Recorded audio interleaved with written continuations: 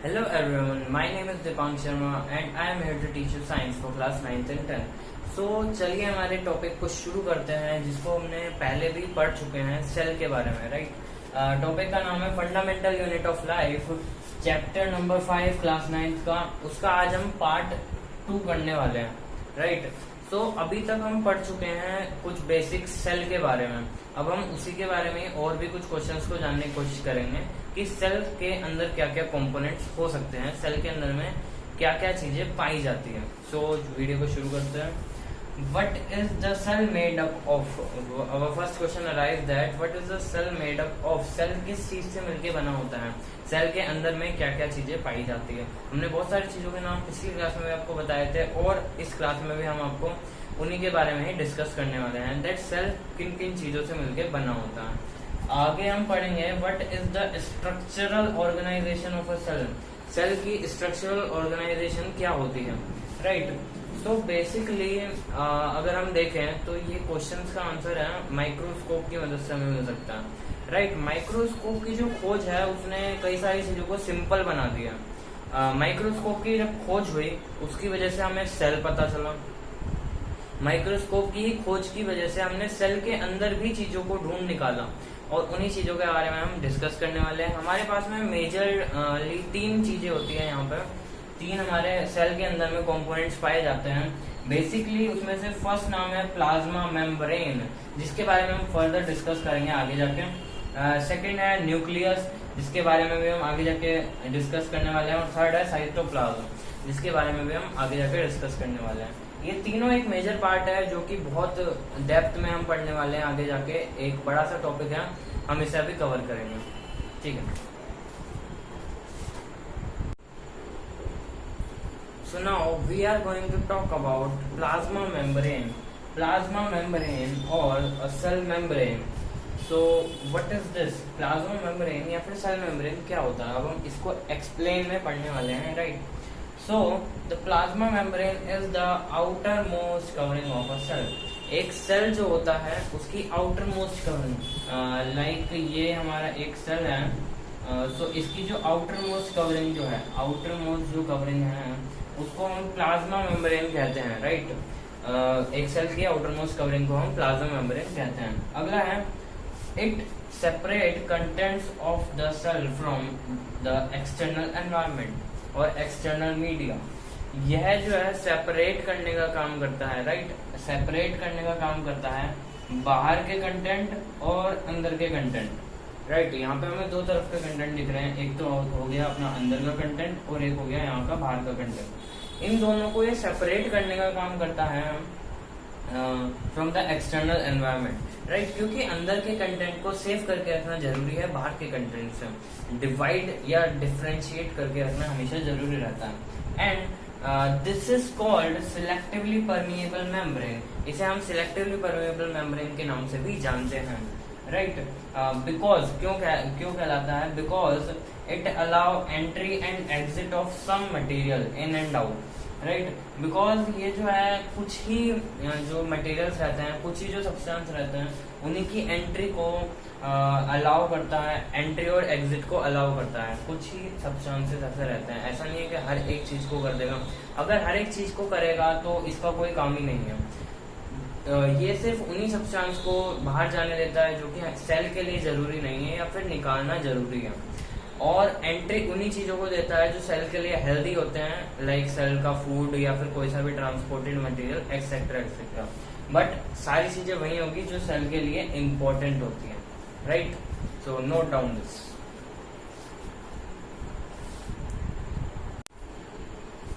So now अब हम पढ़ने वाले हैं मूवमेंट ऑफ सब्सटेंसेस के बारे में, that what is movement of substances, जिनके बारे में अभी हम पढ़ रहे थे। सो बेसिकली हमारे यहाँ पे जो सब्सटेंसेस हम लेते हैं एग्जाम्पल के तौर पे कार्बन डाइऑक्साइड और oxygen, right. So some substance like carbon dioxide and oxygen can move across the cell membrane by the process of diffusion. यहाँ पे हमने एक प्रोसेस का नाम लिया है that is called diffusion.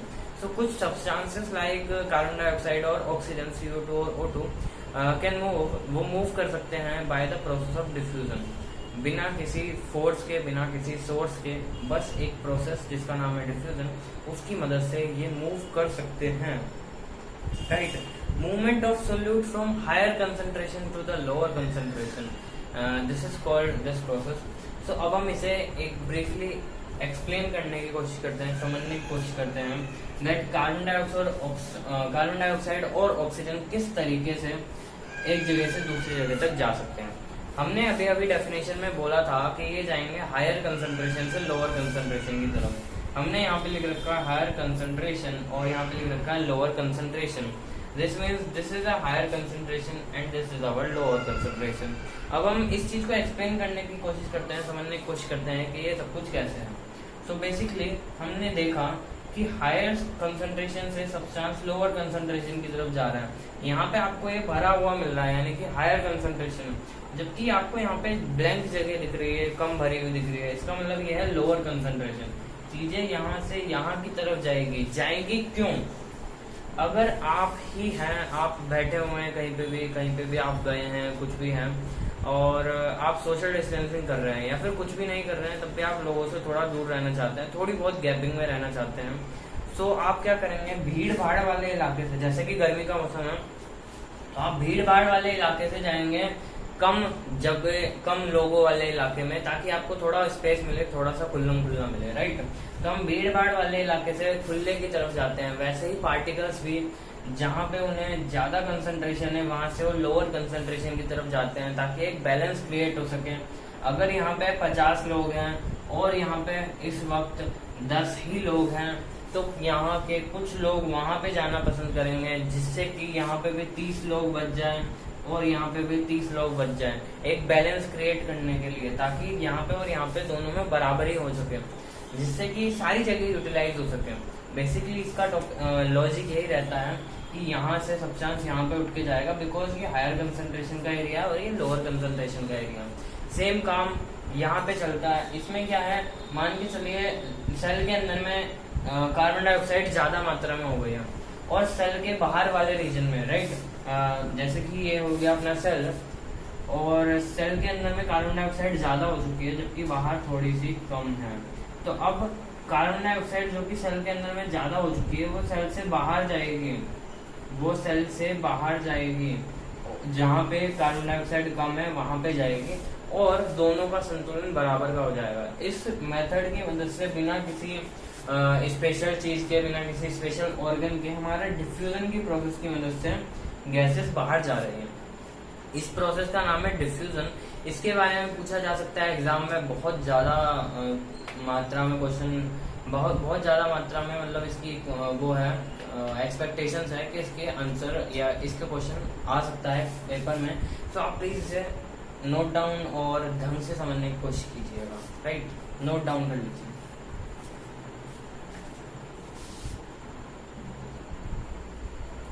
So now अब हम देखने वाले हैं एक एग्जाम्पल की मदद से इस चीज को हम पूरी तरीके से समझने की कोशिश करेंगे कि क्या होती है डिफ्यूजन की प्रोसेस।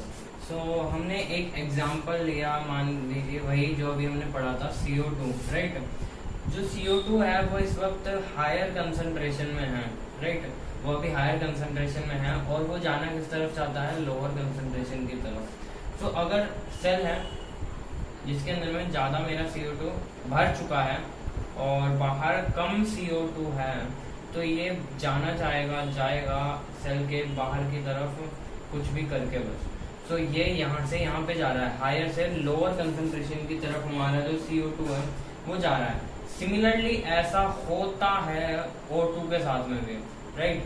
अगर O2 हमारे सेल के अंदर में कम है तो बाहर की तरफ जाएगा, अगर O2 हमारे सेल में कम पड़ता जा रहा है तो वो बाहर से, जैसे कि बाहर से O2 हमारे सेल में अभी कम है और बाहर काफी सारा, तो वो बाहर से इंपोर्ट कर लिया जाएगा, बाहर से ले आया जाएगा और उस प्रोसेस का नाम क्या होगा, जिस प्रोसेस की मदद से वो आएगा, तो बेसिकली उस प्रोसेस का नाम होगा डिफ्यूजन। ये एक सिंपल सी बात है जिसको हम पढ़ रहे हैं, राइट। लेकिन ऐसा ही होता है और भी चीजों के साथ में। अब हम देखने की कोशिश करते हैं। अभी तक हम किसके बारे में पढ़ रहे थे, गैस, अभी तक हम गैसेस के बारे में देख रहे थे, लेकिन सेम टू सेम जो फिनोमिनन है वह वाटर के साथ में भी होता है, लेकिन जब हम वाटर के साथ में इसको करते हैं तो हम इसका नाम को बदल देते हैं। उस टाइम पे हमारा नाम होता है ऑस्मोसिस, राइट। जब ये सेम प्रोसेस वाटर के साथ में दोहराई जाती है तो इस प्रोसेस का नाम होता है ऑस्मोसिस। ऑस्मोसिस, इस प्रोसेस का नाम हो जाता है ऑस्मोसिस, जो कि हो रही है इस वक्त वाटर के साथ में। होता क्या है, हायर कंसंट्रेशन से लोअर कंसंट्रेशन की तरफ हमेशा ही जाएगा। हायर कंसंट्रेशन सेल के अंदर भी क्रिएट हो सकता है, फिर सेल के बाहर भी क्रिएट हो सकता है, बट यहाँ पे इंपोर्ट एक्सपोर्ट किसी गैस का नहीं होगा, यहाँ पे होगा यहाँ पे इंपोर्ट एक्सपोर्ट होने वाला है वाटर का, राइट। वाटर या तो बाहर है या फिर अंदर है, इंपोर्ट और एक्सपोर्ट होने वाला है। तो आप इसे नोट डाउन कीजिए, आगे हम पढ़ेंगे। सो अब हम ऑस्मोसिस के केस में कुछ कंडीशंस देखने वाले हैं, कंडीशन नंबर 1, 2 एंड 3, कि उनमें क्या क्या हो सकता है। सो फर्स्ट कंडीशन को अगर हम देखें ध्यान से, सो फर्स्ट कंडीशन में दिखाई देता है if the medium of surrounding, medium of surrounding यानी कि बाहर का जो मीडियम आपको दिखाई दे रहा होगा, राइट। यहाँ पे आपको कुछ बाहर का मीडियम दिखाई दे रहा होगा। बाहर का जो मीडियम है, medium of surrounding of the cell has the higher concentration. इसमें क्या होता है, आपका हायर कंसंट्रेशन है, ज्यादा concentration of water than the cell. Cell में कम है और बाहर पानी ज्यादा है। नॉर्मल छोटी छोटी सी भाषा में अगर हम बोले तो सेल के अंदर में पानी कम है और सेल के बाहर पानी ज्यादा है। अब आपको पता है कि इक्वलाइज करने के लिए जो सेल है वो बाहर से पानी को इंपोर्ट कर लेगा, राइट। बाहर से पानी कहाँ पे जाएगा, अंदर की तरफ जाएगा। सो पानी बाहर ज्यादा है और अंदर कम है, इसीलिए पानी अंदर की तरफ जाएगा। So cell will gain the water, this is called a hypotonic solution. ऐसे सॉल्यूशन को हम बोलते हैं हाइपोटोनिक सॉल्यूशन, जिसमें कि रिजल्ट क्या होने वाला है कि जो मेरा सेल है वो गेन कर लेगा वाटर को। ये मेरा फाइनल रिजल्ट होने वाला है। अगला अगर मैं देखूंगा तो मेरा जो सेल है, cell and the outermost surrounding have both have the same water concentration, right. इसमें क्या है कि सेल में और आउटर मोस्ट सराउंडिंग में both have the same concentration of water. So this is called isotonic solution. Isotonic solution किसे कहते हैं, जिसमें कि बाहर भी और सेल के अंदर भी, सेल के बाहर भी और सेल के अंदर भी पानी का कंसंट्रेशन बराबर का हो, राइट। इसमें क्या होगा, नो नेट मूवमेंट, यहाँ पे कोई भी मूवमेंट ऑफ वाटर शो नहीं होगी, ना बाहर की तरफ ना अंदर की तरफ, नो गेन नो लॉस, सब कुछ हमारा बराबरी का रहेगा, कुछ भी आएगा नहीं कुछ भी जाएगा नहीं, राइट। अब हम थर्ड की तरफ बढ़ते हैं। जो हमारा थर्ड है वो है अंदर की तरफ। सो सराउंडिंग में जो है हमारा कम है और जो अंदर की तरफ है वो हमारा ज्यादा होने वाला है।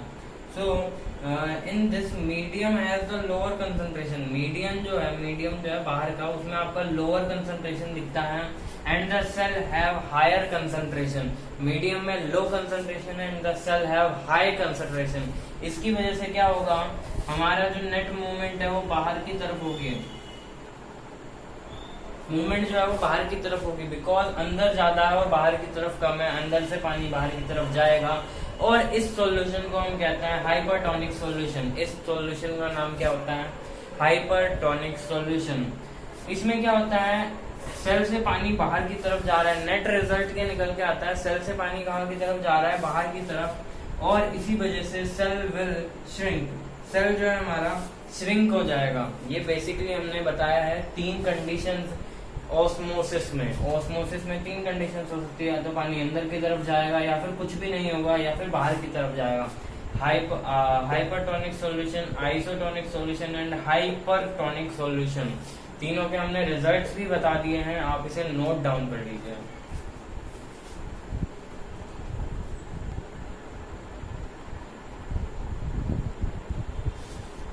अब हम देखते हैं कुछ और टॉपिक्स ऑस्मोसिस से रिलेटेड। हम जानते हैं कि यूनिसेलुलर कई सारे जो फ्रेश वाटर में रहने वाले ऑर्गेनिजम्स होते हैं, right. Unicellular fresh water organisms and plants, many type of plants जो है वो गेन करते हैं वाटर को bye the process of osmosis. वो किसका यूज करते हैं, ऑस्मोसिस का यूज करते हैं, और वो गेन करते हैं पानी को, राइट। आगे हम देखते हैं राइट ये जो है एक एग्जांपल हो जाता है हमारा ऑस्मोसिस का, कि ऑस्मोसिस का एग्जांपल क्या है कि that absorption of water by plants and other unicellular organisms, right. जो द प्लाज्मा मेम्ब्रेन के बारे में हम पढ़ रहे थे, शुरुआत से हमने उसी टॉपिक को खींचा था और अब हम उसी को ही वापस से कवर अप करने वाले हैं, बिकॉज वही हमारे लिए इम्पोर्टेंट टॉपिक है। तो जो प्लाज्मा मेम्ब्रेन है हम उसके बारे में पढ़ रहे थे कि जो प्लाज्मा मेम्ब्रेन है वो एक फ्लेक्सिबल होती है, फ्लेक्सिबल मेम्ब्रेन रहती है, राइट। ये क्या है, फ्लेक्सिबल रहती है बिकॉज ये जो है वो बनी होती है कुछ ऑर्गेनिक मैटर से जिनका की नाम है लिपिड्स।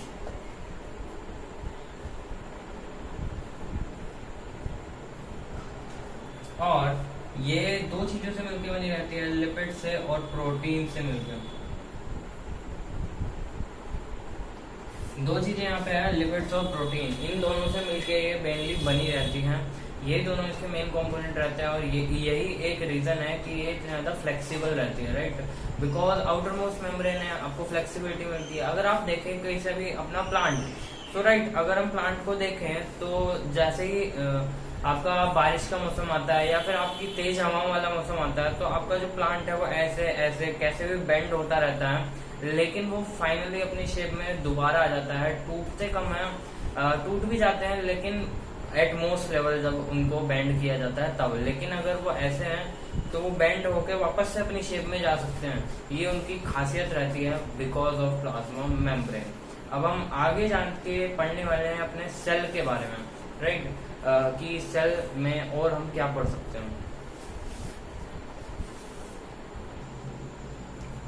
सो बेसिकली अब हम पढ़ने वाले हैं सेल वॉल के बारे में, that what is cell wall. तो basically plants have cell wall, plants के पास में होती है सेल वॉल, एनिमल्स के पास में नहीं रहती है, एनिमल्स में एब्सेंट रहती है बेसिकली। अब हम देखते हैं, पढ़ने की कोशिश करते हैं। Cell wall in addition of plasma membrane have another rigid outer covering.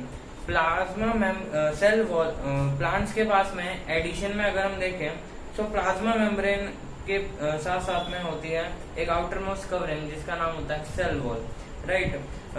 ये होती है प्लाज्मा मेम्ब्रेन के भी बाहर वाली covering, right. Cell wall lies outside the plasma membrane. Plasma membrane के भी बाहर जो चीज आए प्लांट्स में ओनली, उसे हम कहते हैं cell wall. The plant cell wall is mainly composed of cellulose. ये जो होती है वो मेनली बनी होती है सेल्यूलोज से। एंड सेल्यूलोज क्या होता है? So basically cellulose is a complex substance and which provide structural strength to the plant. ये एक ऐसा सब्सटेंस होता है जो कि स्ट्रक्चरल स्ट्रेंथ प्रोवाइड करता है हमारे प्लांट्स को। लाइक स्ट्रेंथ की जो जरूरत रहती है, मजबूती की जरूरत रहती है। प्लांट्स हमारे टूट के नहीं गिरते हैं, कुछ नहीं होता है, खड़े रहते हैं, बेंड हो जाते हैं, वापस से आ जाते हैं। ये सारी की सारी इन्हीं आउटर मोस्ट कवरिंग्स की मदद से ही होता है, right. When a living plant cell losses of water, this is due to osmosis। osmosis की मदद से हमारा जो प्लांट है उसने पानी को लॉस कर दिया। दिस श्रिंकेज और कॉन्ट्रैक्शन, ये इसकी वजह से क्या होगा, हमने पढ़ा था लास्ट वाले टॉपिक में कि राइट, अगर पानी सेल से बाहर की तरफ जा रहा है तो हमारा सेल श्रिंक हो जाएगा, और इसी फिनोमिनन को हम क्या बोलते हैं, प्लाज्मोलिसिस। Plasmolysis, right. ये अब अगर हम देखें तो प्लांट के पास में सेल वॉल होती है, राइट। ये क्या होती है, रिजिड आउटर मोस्ट कवरिंग होती है outside the plasma membrane. Plasma membrane के भी बाहर पाई जाती है। और आगे हम देखते हैं सेल वॉल के पास में सेल वॉल जो है वो एनिमल सेल में प्रेजेंट नहीं होती है, राइट। बेसिकली जो प्लांट सेल है उसके पास में सेल वॉल है, लेकिन सेम कंडीशन एनिमल सेल के पास में नहीं है। एनिमल सेल के पास में सिर्फ और सिर्फ प्लाज्मा मेम्ब्रेन होती है, बल्कि प्लांट सेल के बाद में प्लाज्मा प्लस सेल वॉल दोनों होती है। ये आपको एक डिफरेंस याद करके रखना है कि दोनों में क्या क्या किस किस के पास में होता है, राइट। आगे हम अभी देखने वाले हैं इसके कुछ फंक्शंस, आप इसे नोट डाउन करिए। अब हम फंक्शंस करने वाले हैं। सो अब हम इसके फंक्शंस के बारे में देख लेते हैं, दैट इसके फंक्शंस क्या क्या हैं, राइट। बेसिकली फंक्शंस में जो पहला फंक्शन है वो है it provide definite shape to the cell. ये जो है प्रोवाइड करता है definite shape to the cell, cell को एक फिक्स शेप प्रोवाइड करने का काम करता है, right. Provide strength to the cell, ये पहली बात डेफिनेट शेप प्रोवाइड करता है, अगली बात एक स्ट्रेंथ प्रोवाइड करता है हमारे सेल को, and allow the entry of molecules of different sizes, अलग अलग साइज के जो मॉलिक्यूल्स हैं, अलग अलग साइज के जो मॉलिक्यूल्स हैं उनको अलाउ करता है एंट्री, राइट। और अगला इसका कैरेक्टर होने वाला, अगला इसका फंक्शन होने वाला है character of repair and regeneration. ये क्या करता है, रिपेयर का काम करता है, राइट। सेल में रिपेयर का काम होना पड़ता है, राइट, बिकॉज ये आउटर मोस्ट कवरिंग है, आउटर मोस्ट कवरिंग की ज्यादा जरूरत रहती है, राइट। अगर हम अपने घर को ही देखें तो हमारा घर अंदर से कम गंदा होता है और बाहर से ज्यादा गंदा होता है, ऐसा ही होता है ना। इसी तरीके से अगर हम देखें कि हमारा गाड़ी है, कार है, तो उसके धूल मिट्टी बाहर की तरफ से जमती है जबकि अंदर की तरफ से नहीं, बिकॉज अंदर की तरफ से हम कवर रहते हैं लेकिन बाहर की तरफ से नहीं। तो बाहर की तरफ से हमारा लॉस भी हो सकता है, नुकसान भी होता रहता है। फॉर एग्जाम्पल आपका घर है, उसमें नुकसान बाहर की तरफ से भी हो सकता है। आपकी एक कार है, कार पे बाहर की तरफ से डेंट वगैरह आ सकते हैं, अंदर से तो नहीं आते हैं। सो राइट, सो रिपेयर की जरूरत भी बाहर की तरफ ही रहती है, और ये जो है वो बाहर की तरफ ही लगी हुई है, तो इसका काम है रिपेयर करना भी। सो रिपेयर ये करता है अपने आप को और बाकी सेल्स को, और रीजनरेशन भी इसका काम है, नए नए सेल्स की उत्पत्ति करना, नए नए सेल्स को बनाना भी इसका ही काम होता है, राइट। तो हमने बेसिकली क्या क्या पढ़ा है फंक्शन में, डेफिनेट शेप होती है यानी कि एक फिक्स शेप होती है, स्ट्रेंथ प्रोवाइड करता है यानी कि मजबूती प्रोवाइड करता है, एंट्री ऑफ मॉलिक्यूल्स अलग अलग साइज के अलाउ करता है, और रिपेयर और रीजनरेशन इसका काम होता है। इसको नोट डाउन कर लीजिए।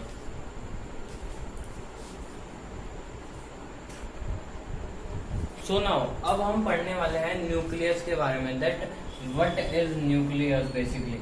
सो हम इसको डेप्थ में पढ़ते हैं, right. Nucleus is the most important cell organelle of the cell.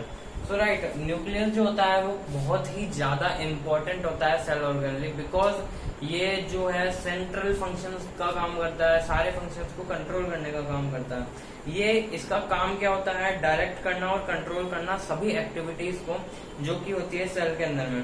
It is called the headquarter of the cell, headquarter of the cell इसे कहा जाता है, right. What is called the headquarter of the cell, nucleus is called the headquarter of the cell. तो ये जो है discover किया गया था 1831 में। इसे कब डिस्कवर किया गया था, 1831 में डिस्कवर किया गया था। और इसे डिस्कवर किसने किया था, इसे डिस्कवर किया था रॉबर्ट ब्राउन ने। ये क्वेश्चन बन सकता है अगर पेपर में आना चाहा तो।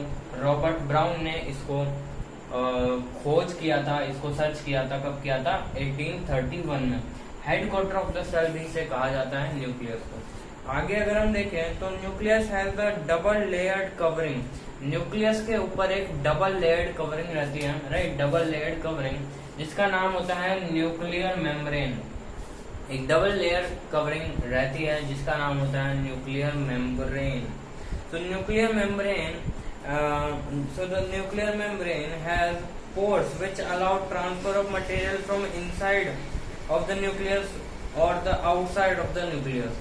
So basically यहाँ पे आपको कुछ पोर्स मिल जाते हैं। तो ये जो पोर्स रहते हैं इनका काम क्या रहता है, मटेरियल्स को आउटसाइड और इनसाइड भेजना। इनसाइड कहाँ पे, न्यूक्लियस के अंदर में, और आउटसाइड कहाँ पे, देखते हैं। ये हमारा सेल है और ये हमारा न्यूक्लियस है, राइट। ये हमारा पूरा सेल है और ये हमारा न्यूक्लियस है। न्यूक्लियस के बाहर भी कुछ ना कुछ होगा। न्यूक्लियस के बाहर होता है साइटोप्लाज्म, और ये है हमारा न्यूक्लियस, ये है हमारा पूरा का पूरा सेल। सो जो साइटोप्लाज्म है वहाँ, यहाँ से बाहर की तरफ भी कुछ मटेरियल जा सकता है और बाहर से अंदर की तरफ भी कुछ मटेरियल जा सकता है। इन्फॉर्मेशन भी जा सकती है, मटेरियल भी जा सकता है, what ever is this, but exchange हो सकता है इन दोनों के बीच में, right. So the nucleus contain chromosomes, nucleus के अंदर में होते हैं हमारे क्रोमोसोम्स।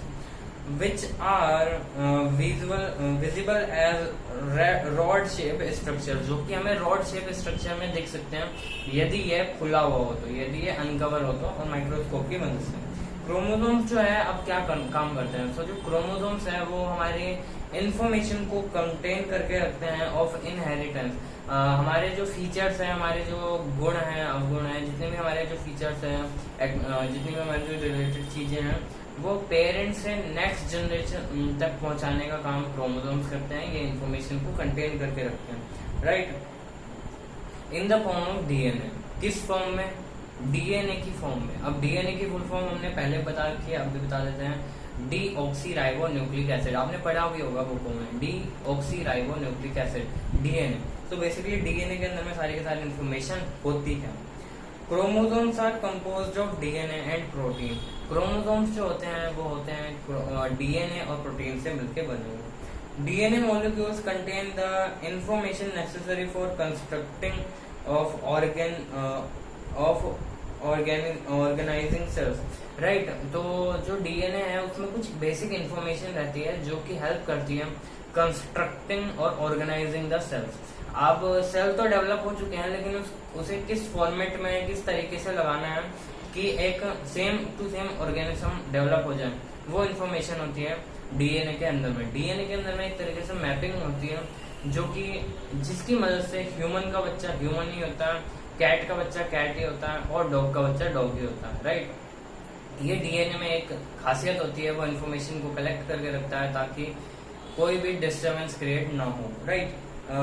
So basically, right.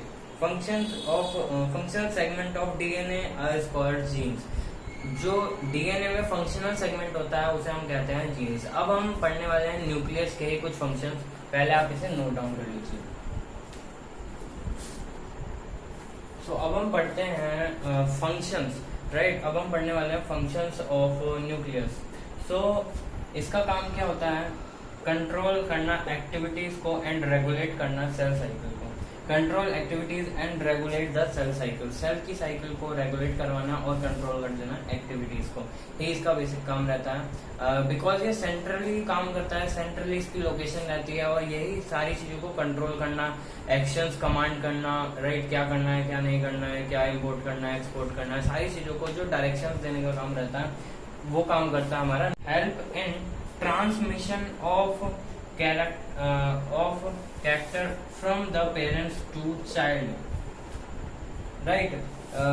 तो ये क्या काम करता है? ट्रांसमिशन का में मदद करता है। किस चीज के ट्रांसमिशन में? कैरेक्टर्स के, from the parents to child. Parents से चाइल्ड में जो फंक्शंस हमारे ट्रांसमिट होते हैं उनको ट्रांसमिट करने में ये हमारी हेल्प कराता है, राइट। इस टॉपिक को यहीं पे ही खत्म करते हैं। अगला टॉपिक आ जाता है हमारा साइटोप्लाज्म।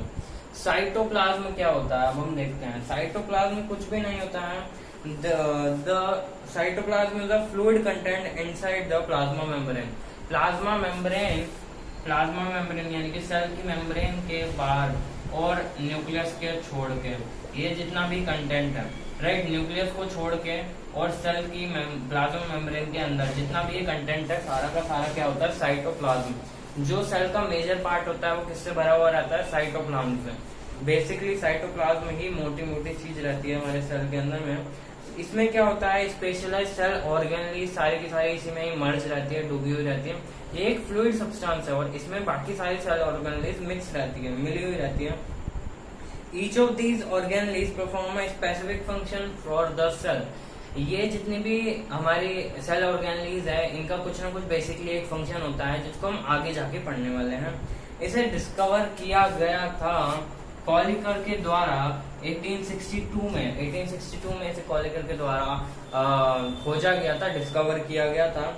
तो बेसिकली आज के लिए हम इतना ही करते हैं और अगले सेशन में हम बाकी की हमारी क्लास को कवर करने की कोशिश करेंगे, राइट। हमने आज बहुत सारी चीजें पढ़ ली है। नेक्स्ट क्लास में हम पढ़ेंगे सेल ऑर्गेनलीज के बारे में, जिसका अभी तक हमने थोड़ा बहुत आपको इंट्रोडक्शन दिया है। सेल ऑर्गेनलीज बहुत सारे तरीके की है और बहुत बड़ा ही ज्यादा इंटरेस्टिंग है।